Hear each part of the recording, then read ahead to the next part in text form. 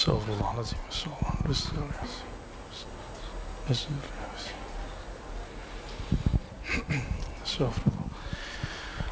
Assalamualaikum warahmatullahi wabarakatuh.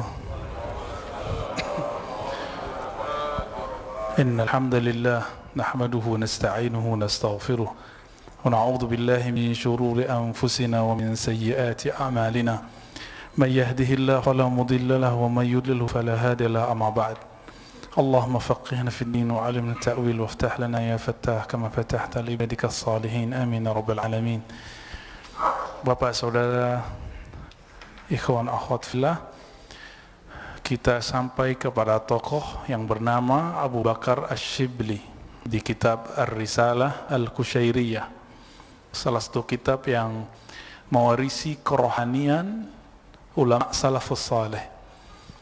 Jadi ketika ada orang mengaku salaf, maka kita bisa cek di kitab ini, betulkah rohaninya seperti ulama salaf.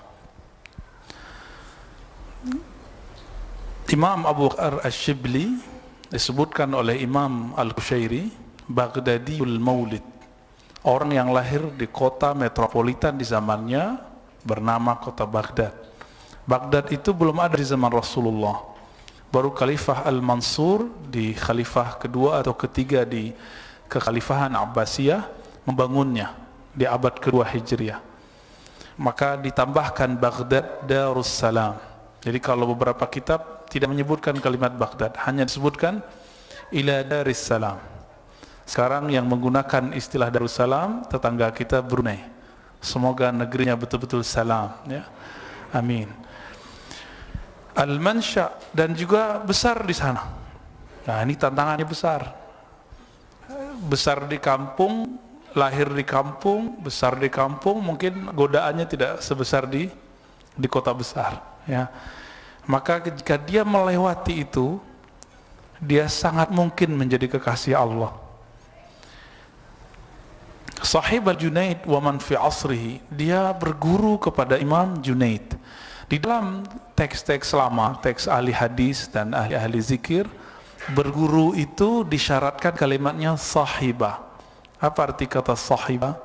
Bersuhbah, bergaul, menemani, berkhidmah kepada guru. Kalau sekarang enggak, orang berguru ya begitu aja, dengerin kajian, dapat zikir, udah gitu doang. Tapi kalau dulu tidak, dulu ada suhbah. Suhbah tuh nemenin, ngikutin, ya. Ketika syekhnya bilang, ayo kita ke sana, pergi. Tapi zaman sudah berubah, kesibukan bertambah, murid-murid pun karenahnya sangat tinggi. Akhirnya inilah yang terjadi, menjadi pengikut salaf di zaman ini itu susah. Kalau diomongin gampang, ayo salaf. Orang mengira sudah salaf, padahal baru di lidah, ya. Beliau Sahib Al-Junaid, berguru kepada Imam Junaid wa man fi asrihi, dan orang-orang yang hidup di zaman itu, karena beliau masih zaman salafus saleh, ya. Wa kana syaikhu waqtihi halan wa zarfan wa ilman. Karena keberkahan berguru kepada Junaid, Imam Sya'rani menulis sebuah kitab, dan itu diulang di kitab-kitab yang lain, ya. Ada kitab Tanbihul Muqtarrin, ada Adab Al-Matbuliyah, ada Al-Minan Al-Kubra, ala Aminan As-Sughra. Itu kalimatnya hampir mirip. Apa kata beliau? Jika gurunya wali, maka dia akan mendidik muridnya jadi wali. Jika gurunya suka jalan-jalan, maka nanti muridnya juga suka jalan-jalan. Jika gurunya suka popularitas, nanti muridnya pun akan menjadi orang yang haus popularitas. Gurunya ahli hadis, muridnya ahli hadis. Gurunya ahli hadas, muridnya ahli hadas. Mulutnya isinya hujatan. Itu bukan ahli hadis, itu ahli hadas. Gurunya ahli fikih, muridnya nanti jadi ahli fikih. Bapak bisa lihat orang-orang, gak usah jauh-jauh ke Arab, biar gampang Indonesia aja. Kiai dikenal ahli fikih, nanti muridnya ahli fikih. Kiai dikenal ahli zikir, muridnya ahli zikir semua. sebodoh-bodohnya pinter zikir gitu. Saya berguru juga ke kiai ahli hadis plus ahli fikih. Syekhuna Ali Mustafa Ya'qub, Imam besar Istiqlal yang lama, itu saya lihat selemah-lemah mahasantri, kita sebutkan level mahasiswa, itu masih lebih baik santri itu daripada kebanyakan mahasiswa di kampus. Sehingga kawan-kawan saya buat kaedah buat-buatan sendiri. Ajhaluna a'lamuna. Yang paling jahil dari kami ini itu paling alim di kampus gitu. Itu supaya menghibur diri sebenarnya ya. Padahal dia tetap aja bodoh. Tapi lumayan, emang begitu. Kenapa? Bangun tidur sudah jamaah. Habis sholat jamaah udah baca Sahih Bukhari, Sahih Muslim. Nanti jam 7 berangkat ke kampus. Jadi sebelum dia buka Facebook, buka Instagram, buka TV, buka YouTube, itu yang terpapar di depannya apa? Kitab sunnah. Karena mereka 4 tahun dikasih sunnah, maka nggak perlu ngaku jadi santri sunnah, ustadz sunnah. Kenapa? Karena sunnah sudah ada dalam dirinya. Ngaku-ngaku itu belum tentu benar ya. Disebutkan bahwa Imam Ash-Shibli Syekh waktihi, karena berkah bersuhbah berguru kepada wali Allah bernama Junaid, maka dia menjadi wali Allah. Sebenarnya Imam Junaid ini ahli hadis, tapi dia tidak meriwayatkan hadis. Dia memilih memuasakan dirinya untuk menyampaikan hadis. Kenapa? Khawatir salah.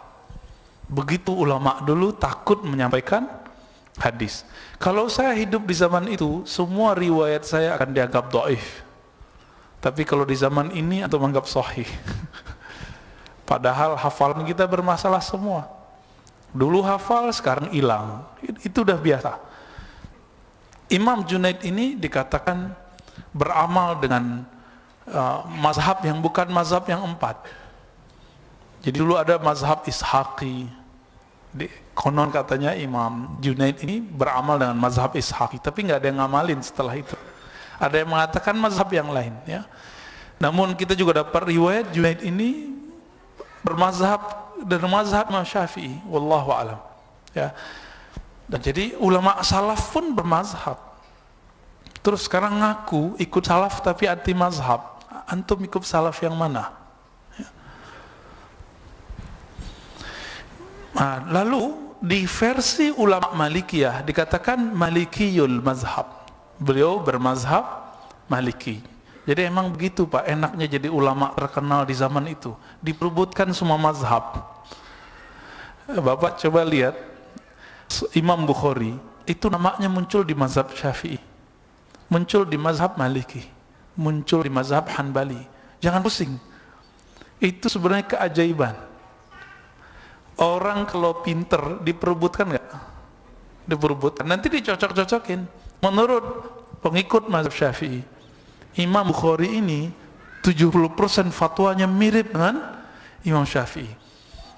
Gitu. Menurut Hanbali, ya sama juga begitu, 70%. Menurut terus Pak. Tapi kawan saya punya penelitian lain. Imam Bukhari ini mujtahid mutlak. Tapi karena dia hormat kepada gurunya Ahmad bin Hanbal, Humaidi, Ishaq bin Rahawai, 3 imam ini, 3 imam mazhab semua. Tapi Humaidi memilih untuk mengikuti mazhab Syafi'i.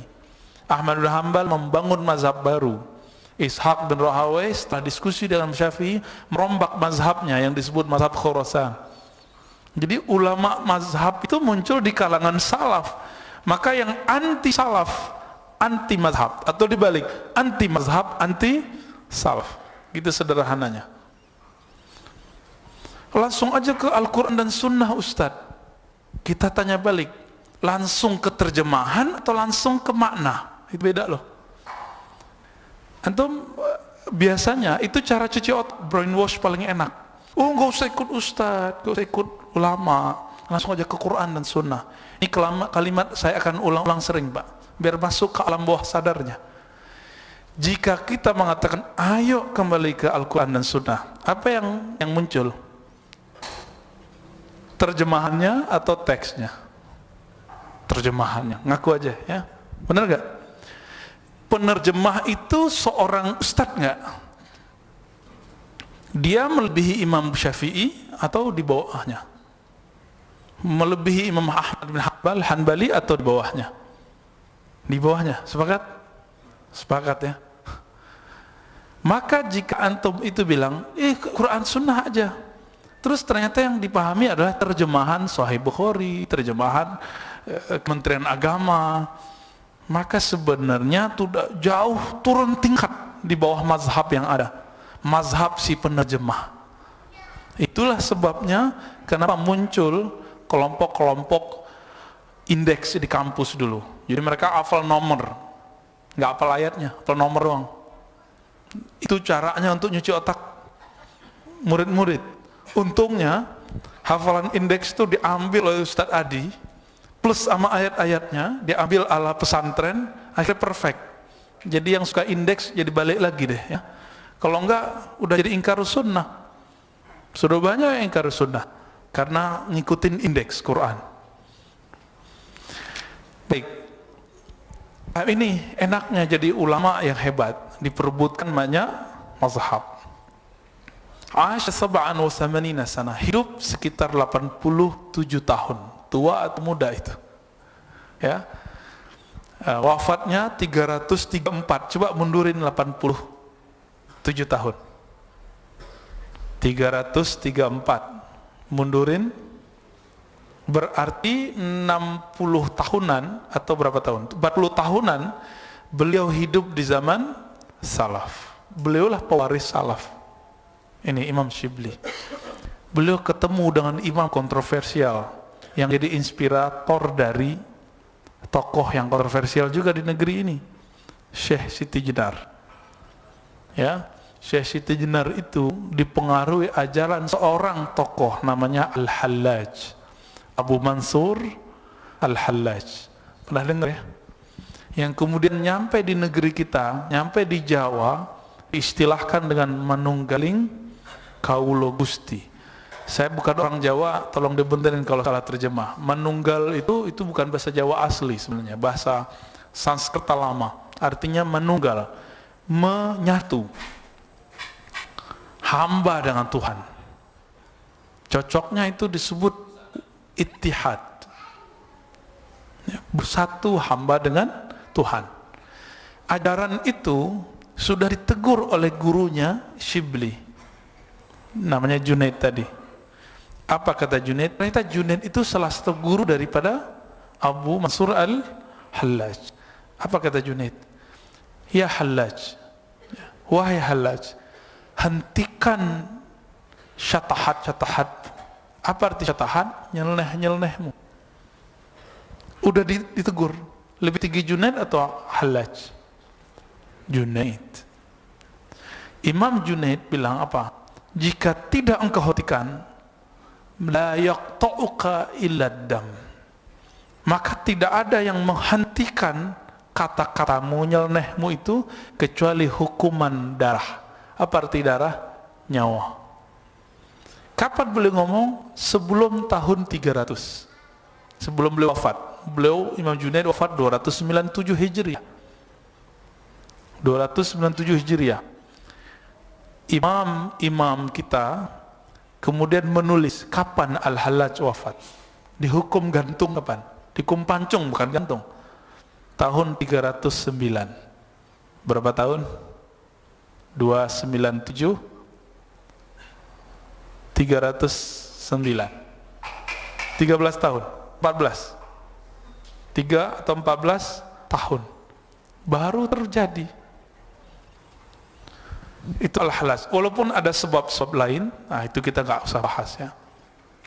Apa petuah dari Imam Ash-Shibli? Imam Shibli inilah yang mempopulerkan kalimat tasawuf setelah Junaid. Maka saya berkali-kali mengatakan tasawuf adalah warisan salaf. Anti tasawuf, anti salaf. Jadi kalau ada yang bilang tasawuf zindiq, dia telah anti kepada salah satu warisan salaf. Apa kata beliau? Wa min aqwalihi at-tasawuf dhabtu hawasika wa mura'atu anfasika. Tasawuf itu bisa dipraktekkan dengan dhabtul hawas. menjaga indera, menjaga mata, menjaga telinga, menjaga lidah. Jadi bedakan tarekat dengan tasawuf, beda ya. Tarekat itu kurikulumnya, belum tentu orang bertarekat sufi. Hati-hati, belum tentu orang bertarekat itu sufi. Yang dimaksud oleh orang-orang anti tasawuf itu sekarang mungkin tarekat-tarekat yang tidak disiplin ini, mungkin ya. Ini yang saya baca ya, yang saya lihat. Apa kata beliau? Tasawuf itu menjaga indera dari maksiat, dari lupa kepada Allah. Makanya sufi itu jangan heran kemana-mana bawa tasbih, supaya indera tangannya, indera rasa, indera penyentuh di tangannya itu masih connect kepada Allah Ta'ala. Bukan ria, enggak, itu bukan ria. Wa mura'atu anfasik, dan menjaga nafas, maka disebut oleh mereka zikir nafas. Zikir nafas itu metodenya macam-macam. Ada yang menyebut la ilaha illallah naik, la ilaha illallah turun. Ada yang baca Allah Allah naik, ya Allah turun dalam hatinya. Ada yang membaca dengan zikir yang tadinya kontroversial oleh sebagian orang yang tidak membaca buku-buku mereka. Itu zikir hu Allah, hu naik, Allah turun. Apakah ini bid'ah? Zikir hu Allah hu gitu ya. Kami sudah kaji kitab yang pakar sekali membid'ahkan itu, namanya Al-Ibda' fi Madaril Ibtida', karya salah satu ulama Al-Azhar, Syekh Ali Mahfuz, langsung ditakriz oleh Syekh Muhammad Abduh, Imamul Islah, imam yang ahli tajdid di zamannya, ahli pembaruan. Itu inspiratornya Buya Hamka, Syekh Muhammad Abduh. Di situ ketika nulis tentang bab zikir tasawuf, dia sampai kepada bab tentang cara-cara zikir, sampai ke suatu sub zikrul mufrad, zikir dengan satu nama. Allah, Allah, Hai, Hai, Qayyum, Qayyum, termasuk Hu gitu ya. Boleh atau tidak? Lalu dipaparkan di situ, ada yang mengatakan boleh, ada yang mengatakan tidak boleh. Awalnya saya kira si pengarang akan mengharam dan membid'ahkannya, tapi saya terkejut di bagian belakang, dia kemudian mengurai perdebatan itu. Hasilnya dia mengatakan, setelah kami kaji, kalimat hu beda dengan anta, ana, sama-sama kata ganti. Ana, aku, anta, kamu. Hu, huwa, dia. Apa beda huwa dengan ana, anta? Coba lihat di Quran, hampir semua kalimat la ilaha illa itu Allahnya cuma 2 atau 3 ayat. Selebihnya la ilaha illahu. Coba cek Pak, benar nggak? Nanti kita lihat lebih dari 20 la ilaha illallah itu belakangnya hu, la ilaha illahu. Ini yang bikin saya kaget, imamnya ya, Syekh Ali Mahfuz. Dia berani kemudian mengurai. Lalu surat Al-Hasyr ayat 20-an itu ya, huwallahu allazi la ilaha illahu. Seharusnya nama yang jelas dulu, baru nama ganti, kata ganti.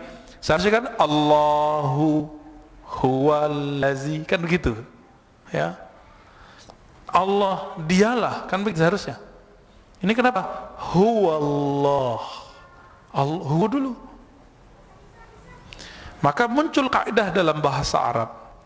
Bahasa Arab ahli zikir dan yang bukan ahli zikir, ahli akidah. Imam Abdul Qahir Al-Baghdadi dalam kitab Usuluddin menulis, karena kata ganti ditaruh di depan, maka dia bukan kata ganti lagi. Dia telah menjadi nama Allah, salah satu Asmaul Husna. Huwallahul ladzi la ilaha illa hu. Diulang lagi, baru Ar-Rahmanur Rahim. Berarti sebelum Rahman Rahim itu hu dan Allah dulu. Apa rahasia zikir hu? Apa rahasia zikir hu? Kenapa kul huwallah? Seharusnya kulillahu huwa ahad. atau qulillah ahad, selesai. Kenapa Allah kemudian mulai dengan kata ganti dia? Padahal dia itu kan seharusnya kalimat kedua. Katakanlah Allah Esa, huwas samad, gitu Pak, seharusnya secara tarkib struktur bahasa Arab yang standar. Berarti ini di atas standar, bukan di bawah standar. Karena Al-Quran seninya tinggi, sastranya tinggi. Maka ulama kita sepakat yang mengerti ini bahwa zikir dengan hu itu masyru' fid din, dibolehkan. Atau setelah hu apa? Allah, kul huwa Allah, zikir dengan Allah, Allah itu boleh. Yang melarang siapa? Yang pertama yang saya tahu melarang adalah Imam Ibnu Taimiyah rahimahullah. Ibnu Taimiyah yang wafat 728 Hijriah, bukan salaf, tapi ingin ikut salaf. Lalu dibantah oleh Imam Ibnu Athaillah di tahun sebelum 709. Beliau wafat 709. Ibnu Athaillah pengarang Hikam yang kita kaji setiap Sabtu pertama subuh. Apa kata beliau? Ini ada dalilnya, boleh berzikir dengan menyebut nama tanpa menyebut yang kalimat la ilaha illallah. Jadi bagi Ibnu Taimiyah, zikir itu harus subhanallah, alhamdulillah, nggak boleh Allah, Allah, Rahman, Rahman, itu nggak boleh. Nah, tapi Nabi larang nggak? Nggak ada hadisnya yang melarang, nggak ada hadis juga nyuruh. Gimana? Hanya ulama yang memahami di mana larangannya, di mana suruhannya. Maka ini bab ijtihad. Tapi saya lihat mayoritas ulama membolehkannya. Jadi nanti kalau ada komunitas zikir membaca Allah, Allah, Allah, Allah, itu tidak bid'ah, ya. Ada zikir hu Allah, itu boleh, ya. Jangan kita bilang, wah zikir hantu apa lagi? Baca dong, ini kitab gampang diperoleh Pak, udah ada PDF-nya. Sudah ada PDF-nya, kok gak baca gitu? Tapi belum ada terjemahannya. Ya, Ibnu Athaillah punya karya, ya, kitab Al-Ismul Mufrad dia punya. Baik. Jadi itu mura'atu anfasik. Jadi cara ulama dulu untuk menjaga nafas, itu ada yang dengan memilih salah satu nama itu. Antum boleh pilih itu ya. Nah, tapi saran saya, tanya ke ahlinya bagaimana cara menerapkannya. Ya. Karena di belakang ada Pak, siapa tadi yang senam-senam itu? Ya. Itu pun harus pakai guru Pak ya. Harus ada yang dicontoh di depan. Baik.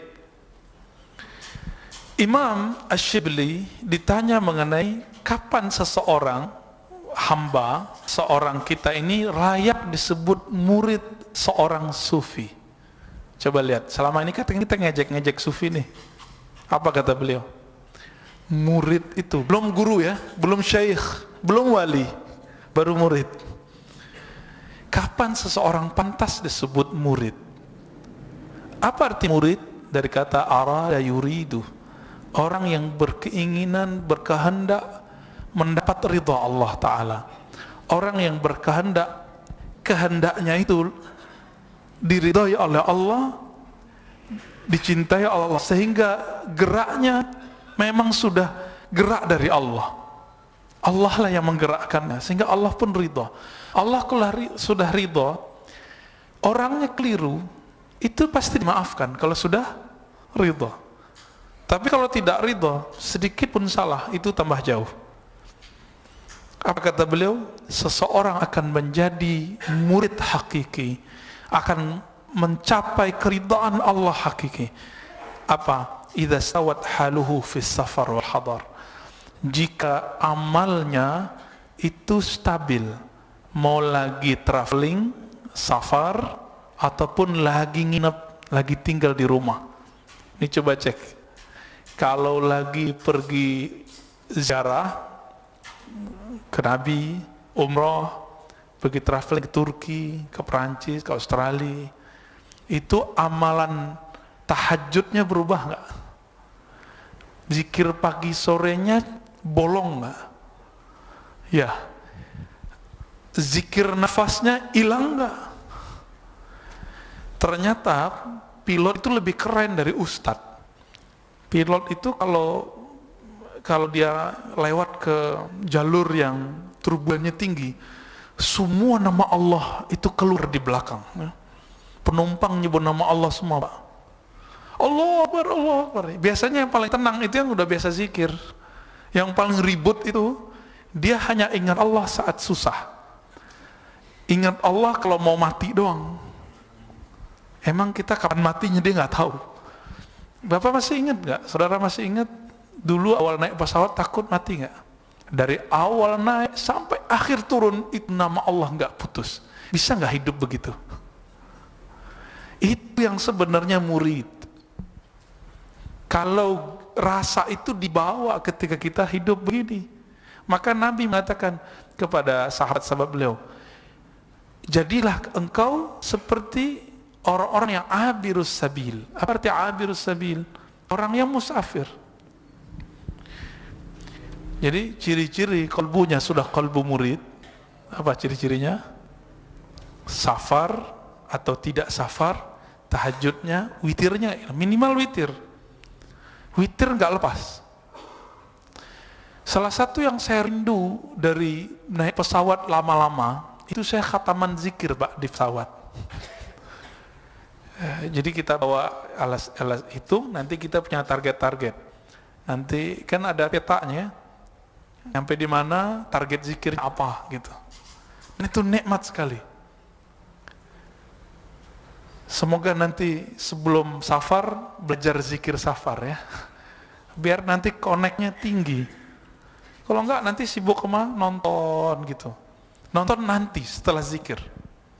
Nah, inilah yang saya lihat betapa kolbu ini gampang sekali berubah. Kalau udah 2 kali 3 kali naik pesawat, sibuk pakai headset, dengerin lagu dangdut lagi.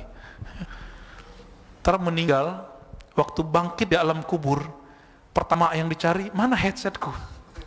Allahu Akbar. Wal mashhad wal maghib ya. Wa su'ila 'aniz zuhud. Suatu kali beliau ditanya mengenai zuhud, praktisnya zuhud itu gimana, wahai Imam Asy-Syibli? Apa jawaban beliau? Tahwilul qalbi minal asya ila rabbil asya. Ini ada di tambahan kitabnya, tidak ada di teks intinya.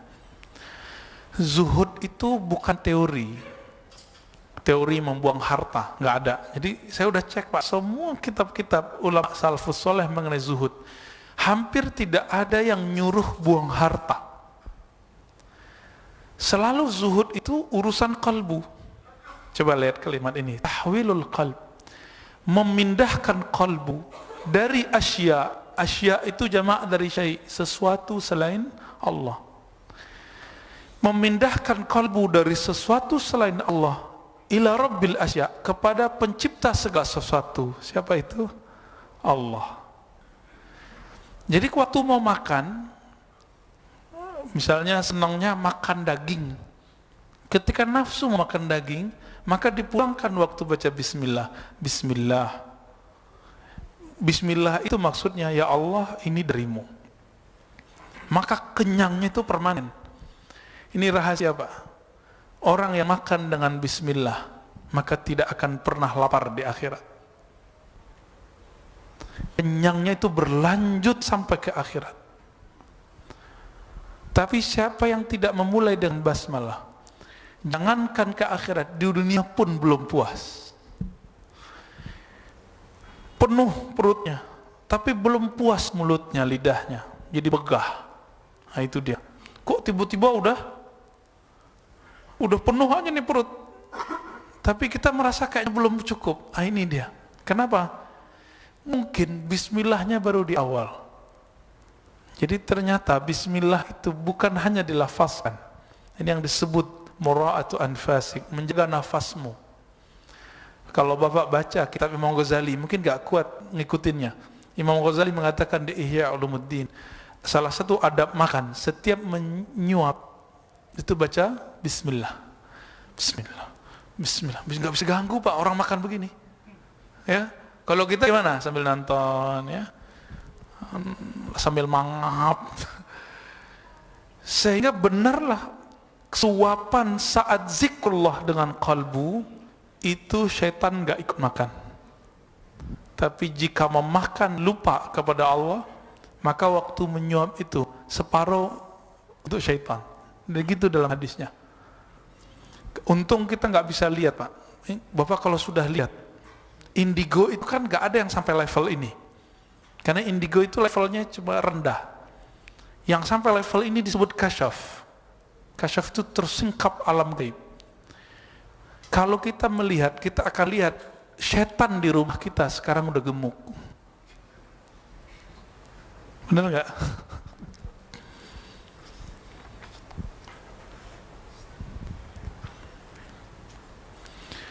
Imam Junaid melatih Imam Shibli ini berat sekali. Hari ini nggak boleh diikuti Pak metode ini. Jadi kalau dalam metode pengajaran boleh, untuk harian tidak boleh. Nah, apa metodenya? Jadi Imam Shibli ini kan suka makan. Orang suka makan sama dengan suka tidur. Ya. Maka dikurangi makannya, tidur juga kok belum hilang-hilang karena kebiasaan jam 11 sudah tidur. Mau makannya dikit, mau makan banyak, jam 11 sudah ngantuk. Lewat dikit jam 12 sudah nguap, bentar nguap. Ini ngaji aja belum 15 menit udah nguap-nguap. Ini beda kita sama mereka ya. Imam Ash-Shibli untuk melatih dirinya disebutkan oleh Imam Junaid, balaghani annahu iktahala kaza wa kaza min al-milh liya'tada as-sar. Imam Shibli supaya sampai ke level Abu Hanifah, Imam Malik, Imam Syafi'i, imam-imam termasuk gurunya Imam Junaid, itu mereka kan jarang tidur malam, Pak. Jarang tidur malam. Jangan diadu dengan riwayat Abu Darda ya, dengan Salman Al-Farisi, ini beda konteks. Ketika beliau ngantuk, apa yang melakukan? Salah satu tradisi ulama salafus soleh pakai celak. Saya nggak melihat orang pakai celak sekarang kecuali jemaah tabligh. Ya, mereka yang hidupin amalan itu.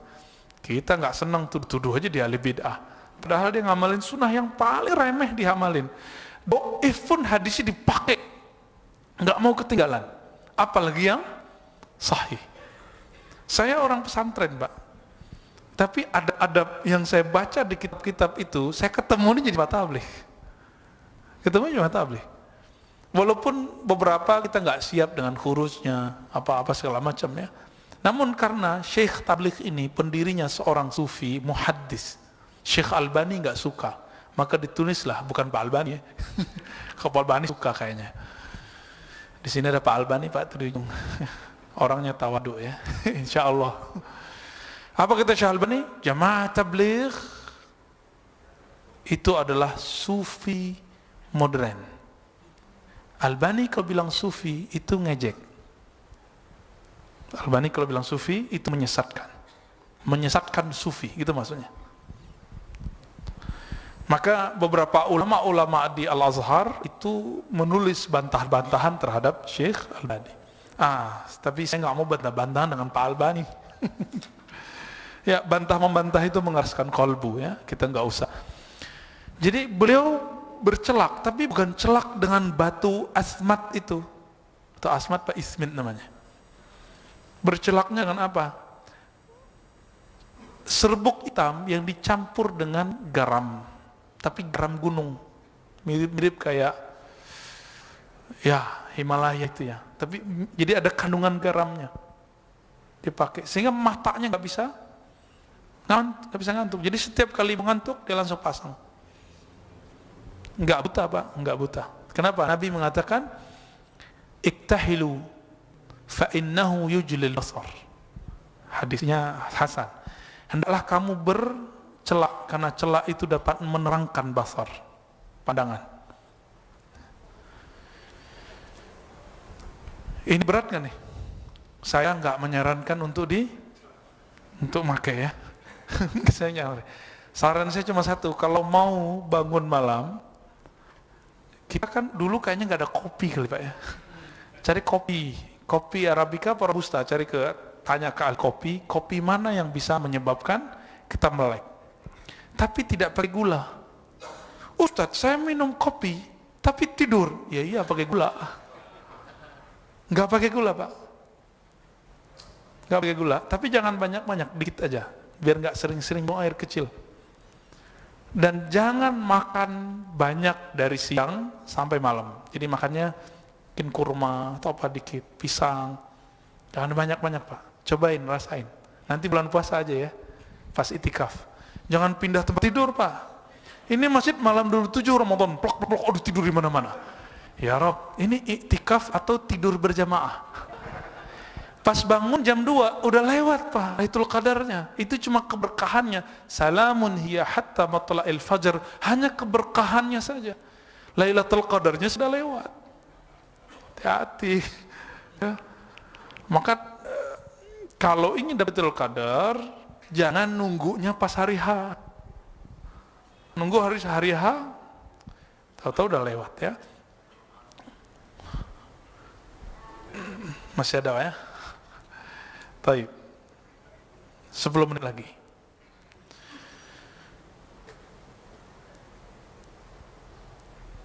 Beliau ditanya mengenai kok sholat itu banyak pikirannya, gitu.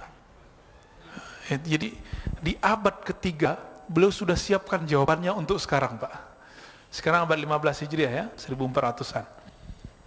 Jadi nggak usah mikirin Mahdi turun dulu, siapkan diri. Pantas nggak saya jadi pengikut Mahdi? Mau turun esok juga nggak apa-apa. Masalahnya pantas atau enggak? Ya, coba lihat. Laisa yakhturul qaunu bibali, wa kaifa yakhturul qaun bibali man arfal muqawwin. Beliau mengatakan, aku tidak pernah kepikiran makhluk bahkan di luar sholat. Bahkan di luar sholat. Kalau kita jangankan di luar sholat, dalam sholat pun lengkap. Lengkap. Habis ini, habis ini. Sehingga khatam. Ya, bukan khatam Quran, Pak. Khatam ingatnya macam-macam. Sampai kemudian ada ejek-ejekan kiai ya, ketemu kunci. Itu kan karena itu. Sebenarnya kiainya itu sendiri yang ketemu kuncinya dalam sholat. Kalau bahasa sahabat kita, senior kita sebenarnya, Ustadz Abu Sangkan, apa kata dia? Yang bilang khusyuk mustahil berhenti jadi kiai. Horor juga dia. Tapi itu benar, Pak. Kalimat itu benar. Yang bilang mustahil atau susah khusyuk berhenti jadi kiai. Berhenti jadi ulama. Kenapa? Karena itu sudah kiamat. Dalam hadis Imam Tirmizi dengan riwayat yang hasan dikatakan Abdullah bin Amr bin Al-As berkata, "Awwalu ma yuqbad qabla yaumil qiyamah al-khusyu'." Yang terakhir yang pertama kali dicabut di akhir zaman adalah khusyuk. Maka orang-orang khusyuk inilah nanti yang jadi tentara-tentara Mahdi. Jadi yang bukan suka hoax, bukan suka nerka-nerka tahun, nggak usah. Kisah nggak usah nerka-nerka tahun, Pak. Terka aja kolbunya. Kolbunya masih mikirin apa? Apa kata beliau? Ini jadi kaidah. Kaifa yakhturul qaun fi bali man araf al-mukawwin. Bagaimana mungkin, apakah pantas terlintas alam semesta dalam pikiran orang yang mengaku kenal pencipta alam semesta? Udah kenal sama seorang gadis yang cantik, yang bikin kita jatuh cinta, masa ama yang gak cantik-cantik masih inget gitu? Kita udah kenal nih, level cantiknya 10, yang ini 5, kita pilih 5, itu orang bodoh apa orang cerdas, Pak? Allah itu menyebut dirinya Jamil, menyebut dirinya Dzul Jalali wal Ikram. Artinya semua keindahan ada padanya. Kalau orang sudah mengenal yang maha indah itu, mungkinkah dia memikirkan indah-indah di bawahnya? Enggak mungkin lagi. Ini jadi kaidah. Maka salah satu kaidah arif billah yang disebut orang mengenal Allah, dia dalam zikir-zikirnya tidak terlintas makhluk. Jadi Bapak cek saja, saya sudah pantas belum jadi wali Allah? Kalau sholat masih banyak kiran makhluk? Jika iya, jangan katakan saya wali, jangan katakan kita wali, jangan katakan saya ini pantas mengajarkan zikir. Enggak. Cukup katakan, ya Rob, aku hanya hambamu yang bahkan pikiranku aku tidak bisa kuasai. Makanya Nabi itu kasih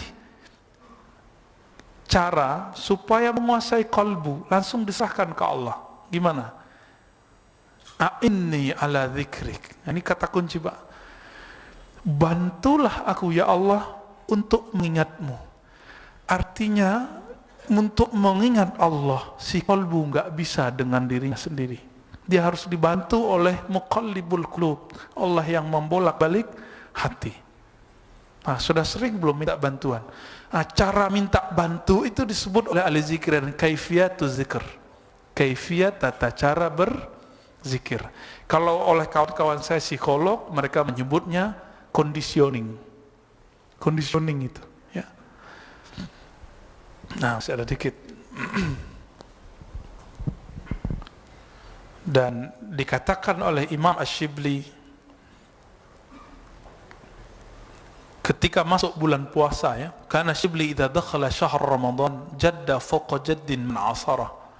Imam Shibli ini kalau sudah masuk Ramadan itu enggak terima ceramah, Pak. Kalau saya 20 hari masih ceramah, 10 hari enggak terima lagi, kecuali kalau keluar negeri. Kalau Imam Ash-Shibli kalau sudah masuk Ramadan, kalau begini sepi semua pengajian kita, Pak, ya, maka ini cukup untuk Shibli aja. Ama ahli zikir yang mau ikut Shibli, atau ama bapak-bapak yang tidak bisa ceramah, maka sebenarnya mohon maaf untuk para ustadz kalau ada yang hadir, para dai. Kebanyakan dai di bulan Ramadan ketinggalan ama jemaah. Gimana tidak? Ngajak iktikaf, dianya kemana-mana. Ngisi kajian iktikaf, tapi dia nggak iktikaf. Jamaahnya dapat Lailatul Qadar, dia lagi nyetir di jalan. Jamaahnya lagi memutar tasbihnya mengingat Allah di Lailatul Qadar, dia masih cari Grab biar pergi ke masjid tempat iktikaf. Pindah Grab. Kira-kira gimana, Pak? Saya kalau ingat itu saya bisa nangis, ya. Maka jika antum sebagian adalah dai, ustadz, kiai, alim, ulama, 11 bulan 20 hari bersama makhluk, coba sisihkan 10 hari mulai dari bulan ini, cut 10 hari hanya bersama Allah, kecuali antum safar di luar, ya. Apalagi yang nggak punya kewajiban berceramah, Pak. Ustadz tuh kalau nggak ceramah dosa juga, ya. Kenapa disebut kitmanul ilm, menyembunyikan ilmu? Nggak boleh juga, harus dia ceramah, harus dia ngajar. Apa kata beliau? Hadza syahrun azzamahu rabbi. Ini bulan, jangankan kamu, ya, bukan begitu, ya. Hadza syahrun azzamahu rabbi. Ini bulan Allah langsung yang mengagungkannya. Masa kalian enggak gitu? Fa ana awwalu man yu'azzimhu. Karena kalian tidak mau mentakzimnya, kalian nunggu tanggal 27 malam, tapi aku tidak mau tunggu, maka aku yang pertama kali mentakzimnya. Fa ana awwalu man yu'azzimhu. Sebelum kalian sibuk untuk mentakzimnya tanggal 27, pindah sholat atau pindah tempat tidur ke masjid, aku sudah pindah duluan. Maka Imam Shibli kalau sudah Ramadan itu nggak bisa tidur, Pak, malam hari. Bukan dia nggak mau tidur, dia nggak bisa tidur lagi. Latihan di pekecelak itu cuma di waktu muda. Ketika umurnya sudah di atas 20-an, 30-an, beliau nggak perlu pakai celak lagi. Ya, kalau ketemu guru begitu, pegang dia, jangan jauh-jauh dari dia. Kadang-kadang wali itu nggak perlu terkenal. Kadang-kadang di pojok gang, ya, tapi tidak ahli zikir. Kadang-kadang yang pakai mic ini bukan wali, Pak. Dia cuma cerita wali doang. Tapi kita berharap semoga kita diterima sebagai kasih Allah, wali-wali Allah. Begitu juga yang hadir. Maka mulailah untuk itu. Gimana caranya? Kata Imam Junaid guru Shibli, tasdiq ulumil qaum wilayat sughra. Tidak ingkar kepada tasawuf, ilmunya kaum. Itu sudah kewalian kecil. Karena itulah warisan rohani kewalian yang sahabat-sahabat wariskan ke tabi'in. Sahabat menerimanya dari Rasulullah SAW. Jadi nanti kalau dengar ahli zikir, ahli tarekat, ahli sufi, pakai adab. Katakan, ya Allah, kami cinta mereka, tapi kami belum sanggup ikut mereka. Enggak apa-apa, ya. Kalau antum bilang sesat, coba lihat. Buya Hamka punya buku Tasawuf Modern, sesat dong. Ayah Buya Hamka mursyid. kakek Buya Hamka mursyid.